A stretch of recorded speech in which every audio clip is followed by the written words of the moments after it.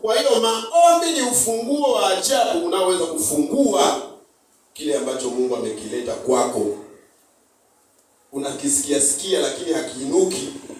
Nasikia kuimba lakini siwezi. Nasikia kuomba lakini siwezi. Najisikia kuhubiri lakini siwezi. Unajisikia hali ya kufanya biashara lakini huwezi. Maombi yanaweza kufungua hiyo hali unayosikia. Maana ni zawadi imetoka kwa Mungu, imefungwa. Haiwezi kujua ndani yake kuna nini mpaka upate funguo. Na funguo ni maombi. Unapomwambia Mungu najisikia hali hii. Hii hali ni nini? Mungu atakufungua. Na utaanza kuona kumbe mimi ni mtu wa tofauti. Wale kwanza niwaambie jambo hili la siri kidogo. Tutaenda kusoma kitabu cha Kutoka sura ya 1 mstari wa 7 mpaka wa 14. Kutoka sura ya 1 mstari wa 7 mpaka wa 14. Wakaweka wasimamizi juu yao wawatese kwa mizigo yao, nao wakamjengea Farao mji. 1, 2, 3. Lakini kwa kadiri walivyowatesa ndivyo walivyoongezeka na kuzidi kuenea, nao walichukuliwa kwa sababu ya wana wa Israeli. 13. Wamisri wakawatumikisha wana wa Israeli kwa ukali, wakafanya maisha yao kuwa uchungu wa kazi ngumu, kazi ya chokaa na ya matofali na kila namna ya kazi ya mashamba, kwa kazi zao zote walizowatumikisha kwa ukali. Angalia sura ya 2 mstari wa 23 mpaka mstari wa 25. Natamani kila mmoja nisikilize mimi kwa sababu nimetumwa kwako. Angalia mstari wa 23 mpaka 25. Hata baada ya siku zile, tuangalie wote 1, 2, 3. Hata baada ya siku zile nyingi, mfalme wa Misri akafa. Wana wa Israeli wakaugua kwa sababu ya ule utumwa. Wakalia, kilio chao kikafika juu kwa Mungu kwa sababu ya ule utumwa. Mungu akasikia kuugua kwao. Mungu akakumbuka agano lake alilofanya na Ibrahimu na Isaka na Yakobo. Mungu akawaona wana wa Israeli na Mungu akawaangalia. Unaona, hii ndio habari iliyonifurahisha. Baada ya sura nzima ya kwanza kuwa na uchungu mwingi sana wana wa Israeli, nikasema sasa hawa wana wa Israeli watapataje kupona? Nilipokuja kwa sura ya 2 nikafurahi tena. Bwana Yesu asifiwe sana. Nikasema kumbe wana akili. Wana wa Israeli nao walitumikishwa wakaonekana si kitu. Bwana Yesu asifiwe sana. Amen. Lakini wakamlilia Mungu. Wakamwambia Mungu, wewe ndiye aliyetuumba sisi. Ni kweli ulituumba tufanye kazi ya matofali huku duniani. Ni kweli huku duniani ulituleta tuje tuhangaike na chokaa. Ni kweli sisi ndo hatuna akili. Hawa Misri ndo bwana zetu. Sisi tu watumwa wao. Mungu akasema hapana. Mna akili kuliko wa Misri. Mna nguvu kuliko wa Misri. Mna uweledi kuliko wa Misri. Tena hiyo ni hila tu imefanyika ili muendelee kuwa duni. Lakini wakati umefika, ninataka kuwafanyia kitu ambacho Misri itastaajabu na itajua ya kwamba mimi ni Bwana Mungu wenu. Kitu gani alifanya? Alimtuma Musa. Akawaambia akawakusanya wana wa Israeli wote. Kawaambia mimi ni Bwana Mungu wao. Alafu tena nimekuja kuwatoa. Alafu wende na kwa Farao. Kamwambia Farao na wataka watu wa Bwana. Bwana anahitaji. Wakamtoleza bibi. Ndicho kilichofanyika. Baada ya kutumikishwa sana na kuonekana hatufai, kuonekana hatuna maana, Bwana Yesu ametuita. Bwana Yesu asifiwe sana. Akasema nikusanyieni wale walevi, nikusanyieni wale wazinzi, wale watu wa mimba wale, nikusanyieni mimi hawa ndio wenye nguvu. nimewaonea hao, nikiwatazama naona ni majabali, naona wana uwezo, naona wana mamlaka. Shetani anawaonea na wataka hao waliosahauliwa na dunia. Akasema nitafutieni hao. Mkiona mtu anatenda mema mwacheni. Nataka wale wenye dhambi. Amen. Injili ikahubiriwa tukaokoka. Amen. Bwana Yesu asifiwe sana. Amen. Bwana Yesu asifiwe sana. Amen. Nataka nikwambie kwamba Mungu aliyetuokoa sisi alitujua tangu tunaumbwa kwamba tuna akili kuliko hawa. Muulize Mungu, ni kweli Bwana mimi sina akili? Amen. Ni kweli Bwana umenileta nije kuwa mtumwa? Ni kweli Bwana mimi nisisimize ukanyagwa? Mimi ni wa kutumikishwa? Bwana anataka kufanya kisasi juu ya dunia na wakuu wa dunia kwa jina la Yesu. Bwana anataka kufanya kisasi. Bwana anataka kutoa hukumu. Amen. Bwana anakwenda kutoa hukumu. Amen. Unanielewa? Amen. Unanielewa? Amen. Na hukumu ya Bwana ni ya haki. Kama tulikuwa na akili hapa duniani itadhihirika wao walikuwa na akili lakini walionewa. Amen. Hao walikuwa wafalme lakini walionewa. Hao walikuwa matajiri lakini walionewa. Itajulikana hapa kabla hatujafa. Amen. Bwana Yesu asifiwe sana. Amen. Nani mmoja ananielewa? Nataka mtu mmoja wa kwenda na mimi tuvuke. Bwana Yesu asifiwe sana. Amen. Bwana Yesu asifiwe sana. Amen. Nisikilize nikwambie ndugu yangu. Mateso yote unayoona yanakuandama, wewe ni mtu wa ajabu. Wewe ni mtu mkuu. Wewe ni mtu mwenye nguvu. Ukiona kuolewa unachelewa, kuolewa unachelewa, kiuno chako kimebeba wafalme. Kimebeba wenye nguvu. Amen. Mimba zinasumbua, umebeba wenye nguvu. Amen. Bwana Yesu asifiwe sana. Aliyekichungulia anasema huyu akizaa atayaona ya mtema kuni. Huyu akizaa atayaona. Usione vitu vinachelewa katika maisha yako. Niko na maombi. Maombi ni ufunguo. Maombi yana uwezo wa kupenyeza mahali pa haki yako, yakadai haki, yakakuletea ulipo. Maombi yana uwezo kumleta mume wako kutoka mbali. Maombi yanaweza kurejesha mke. Maombi yanarejesha ndoa. Maombi yanarejesha uchumi. Maombi yanaleta watoto. Maombi yanaleta kila unachotaka. Maombi ni silaha yenye nguvu. Bwana Yesu asifiwe sana. Amen. Bwana Yesu asifiwe. Amen. Nani mmoja ananielewa? Nataka unielewe vizuri kwa sababu nimetumwa. Bwana Yesu asifiwe sana. Amen. Nimetumwa kufanya nini? Nimetumwa kukutoa ulipo. Na lazima utatoka kwa sababu Bwana Mungu ana nguvu kuliko anayekutumikisha wewe.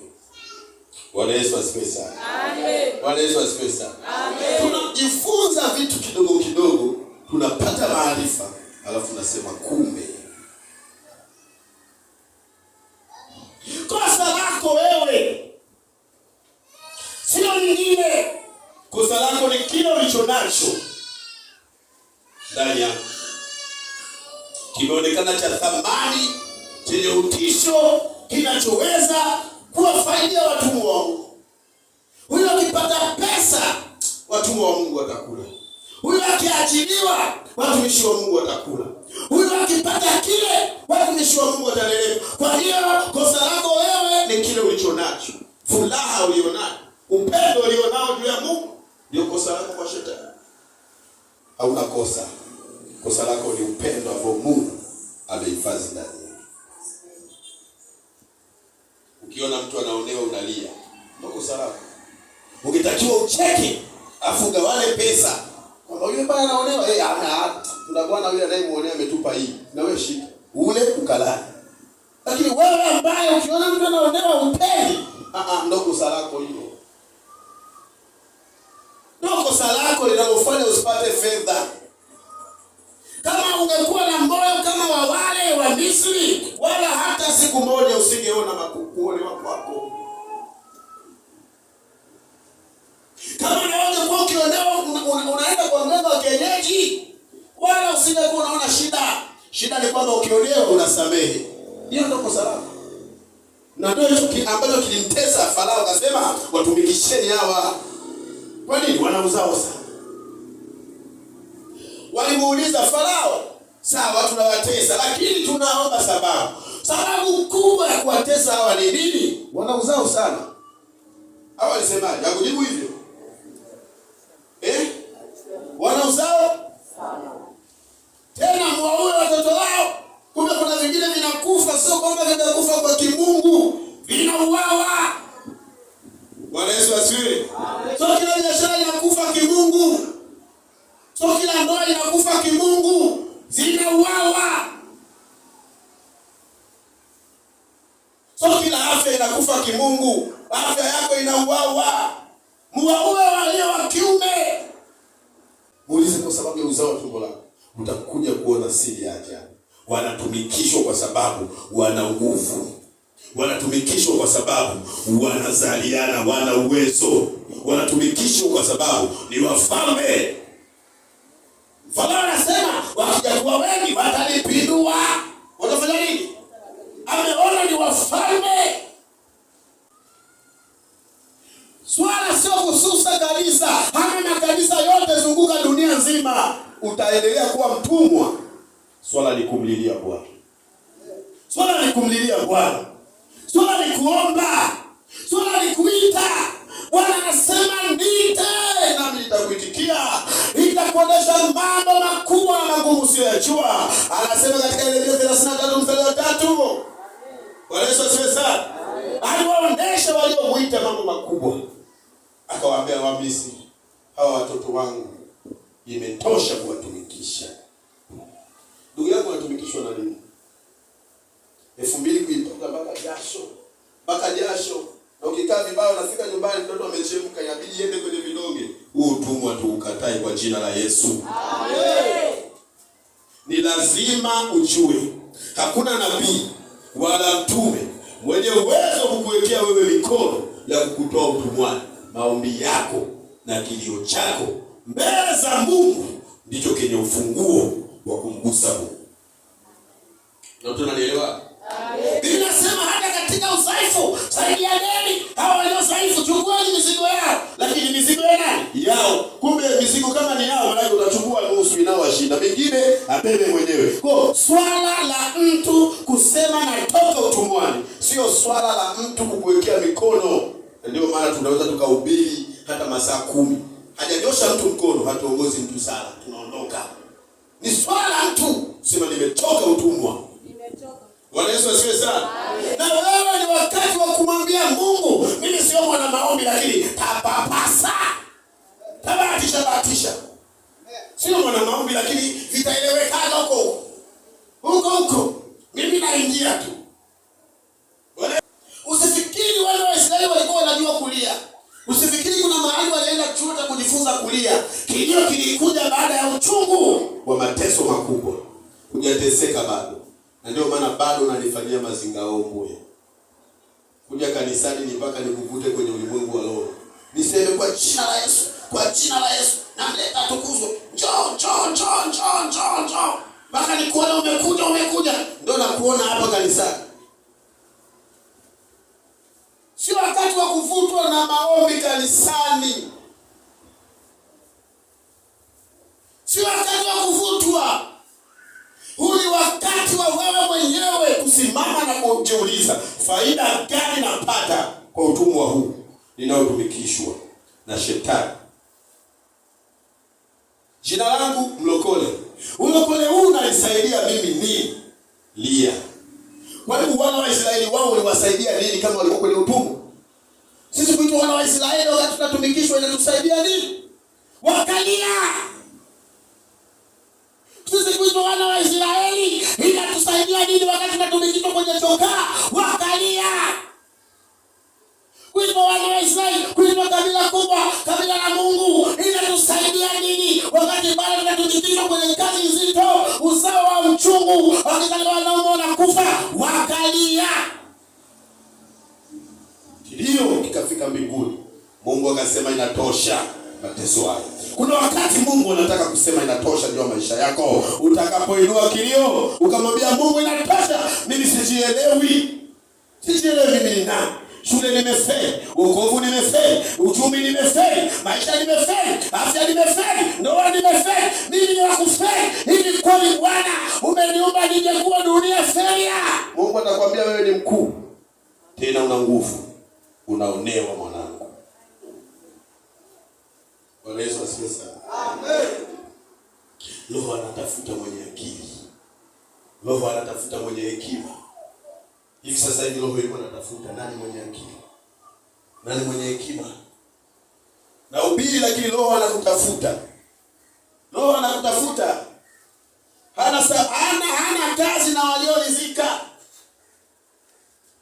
Roho ana kazi na wanaolia. Roho ana kazi na wanaougua. Na hata katika neno lake sehemu zote aliyowawekea ngao, alikwambia ngao za, akakwambia usiguse mjane, usiguse yatima na kutwanga. Akasema hivyo. Yaani kuna watu Mungu akawekea mpaka gadi. Kwa nini? Lazima upatie akili. Mungu anatafuta wanaolia. Bwana Yesu asifiwe sana. Wenye machozi. Ndio Mungu anasema no, utumwa wa Musa kwa wingi. Mama yatima ikifika jioni anasema muda huo baba alikuwa anakuja na maandazi baba, afa alikuwa ananinyanyua, afa baba alikuwa ananipenda sana ananiweka hapa. Hata kama nikiwa mchafu baba ananiambia hujaoga sasa hivi sina kuniuliza nimeoga au sijaoga. Sasa hivi ni mwendo wa fimbo. Anaugua sana moyoni mwake. Anasema baba yangu yuko wapi? Baba yangu yuko wapi? Mbona wengine wana baba? Mbona wengine wana baba? Mbona mimi baba yangu simuoni? Ndio maana Mungu akasema usije ukamgusa yatima, takufika wala kumuonea. Kwa nini? Baba wa yatima ni mimi. Kuna wakati ukilia Mungu anakuja kuwa msaada wako. Mungu anakuja kuwa ngao yako. Mungu anakuja kuwa kinga yako. Mungu anasema inatosha. Mimi ndiye nitakayekutetea. Bwana Yesu asifiwe sana. Hujalia bado. Hujalia. Na kama nafikiri mahubiri yanaendelea, mimi nashuka. Nimemzoea Tito. Tito anahubiri sana, haya tashuka. Tashuka. Lakini unabaki na nini? Waliomwona Yesu amebadilika ngozi na uso wake, wakasema hatutoki hapa. Tujenge hapa vibanda. Maana huyu sio Yesu huyu tunayemzoea. Yesu gani huyu sasa hivi tunaona na mavazi meupe na ngala sana. Huyu Yesu huyu. Wakamchungulia wakasema tujenge hapa tulale huko. Akamwambia mtakula nini tuondokeni. Kuna wakati ukiangalia neno hili neno langu Bwana. Mbona naingia hapa kila siku lakini hili langu. Sasa hili naondoka, hili sitoki hapa. Hili natoka na kile ambacho limebeba. Maana neno linatimiza mapenzi ya Bwana. Maana neno linarudi bure. Sasa hili limetumwa kwangu, halitarudi bure. Linakwenda na mimi. Linakwenda na kilio changu. Neno hili linakwenda na mizigo yangu. Neno hili halitaondoka bure. Mwambie Bwana neno hili halitaondoka bure. Neno hili linatoka hapa na msiba wangu. Angalia na mjane naye. Mjane anakaa anasema yani alipokija anakuja afu anasema wow. Afu alikuwa anapenda kuingia ndani na maviatu. Naongea wewe unachafua. Utaleki. Sisi sasa tunamwambia angebaki tu nikiwa na deki mimi. Wewe angebaki nikiwa na deki. Kuna katika masauti na mjio. Mama fulani. Mbona hujapika mboga nzuri? Mbona nibaki tu bibi yangu tunasumbuana hivyo? Namuona tu tunasumbuana hivyo. Ayupo. Kilio chake Mungu akasema usimguse mjane. Kwa nini? Mjane analia. Wewe umelia wapi? Wewe umelia lini? Wewe ni wakukaa sebu tu kija kanisani ovyo tunakuchelewa tu. Utalia lini? Pendwa ili Bwana asimame na wewe. Lini utalia ili Bwana achukue mzigo wako? Bwana ana haja na wanaolia. Bwana ana haja na wanaougua. Wewe sema ni utumwa kwangu. Kulala kanisani ni utumwa kwangu. Ni utumwa kwangu. Sitaki mimi. Nimekataa. Bwana anataka kilio. Mwambie Bwana nikumbuke. Mwambie Yesu nikumbuke. Kama ulivyokumbuka wana wa Israeli pale Misri. Rapakashaka. na kutoa katika utumwa, na kutoa katika utumwa majeshi ya pepo wabaya. Napiga katika ulimwengu wa roho, haribu na vunja kila pando la giza. Rapokosheke oya makaraba, napiga bahari, napiga Chicago, milango ya kuzimu achia. Achia afya watoto wangu, achia afya wanangu, achia afya, achia bababashi oya makarabashi, achia elimu yao, achia ukuu wao, achia kazi yao, achia vyao, toka achia uzao wa tumbo langu, achia kwa moto. Napiga malumbwana, napiga majabali, napiga visiki, napiga milima, napiga miti vyezi. Akili yangu itiwe nuru, akili yangu itiwe nuru, akili yangu itiwe nuru. Niyaone mapenzi ya Bwana, niyaone mapenzi ya Bwana, niyajue mapenzi ya Bwana.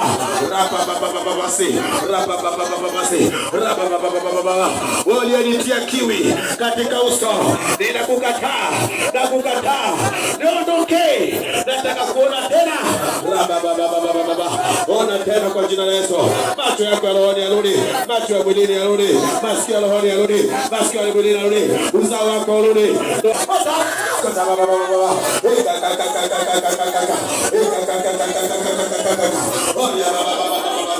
Umewatuma utumwa mzito, umewapa kazi zisizo zao, wanalala wamechoka. Achia kwa jina la Yesu. Inatosha watu kwa watumwa, inatosha.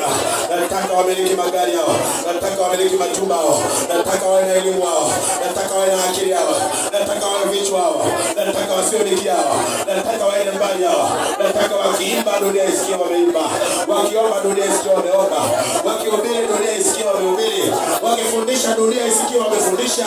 Kila atakayetoka hapa atakapoongea dunia isikie kwamba kuna mtu ameongea. Oya makasaka na baba.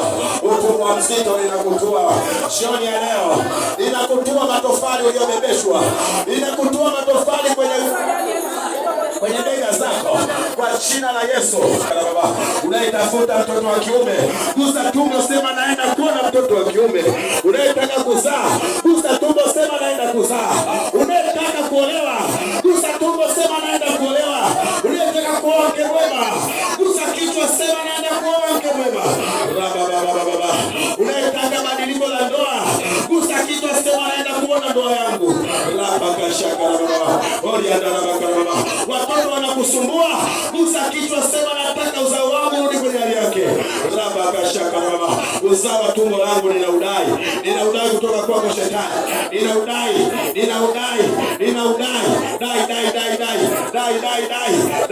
Dai. Sema nadai, maana ni haki yangu. Baba. Yesu alikufa kwa ajili yetu, hakumwaga damu bure. Ikiwa watu wanategemea damu ya ngamia, sisi tunaitegemea damu ya Yesu. Mwite Bwana, mwite Bwana, mwite Yesu, mwite Yesu. Hatuna damu ya mbuzi hapa, kuna damu ya ngano jipya la milele. Kuna damu ya Yesu mahali hapa. Sema kwa damu ya Yesu. Kokote walipomwaga damu, wakataja jina langu, wakafunga maisha yangu, au ya watoto wangu, au ya ndugu zangu, au ya uzao wangu, kwa jina la Yesu, damu hiyo naifuta kwa damu ya Yesu. Kwa jina la Yesu, uzao wangu na utoa utumwani. Hautakaa Misri milele, hautakaa Misri milele, hautakaa Misri milele.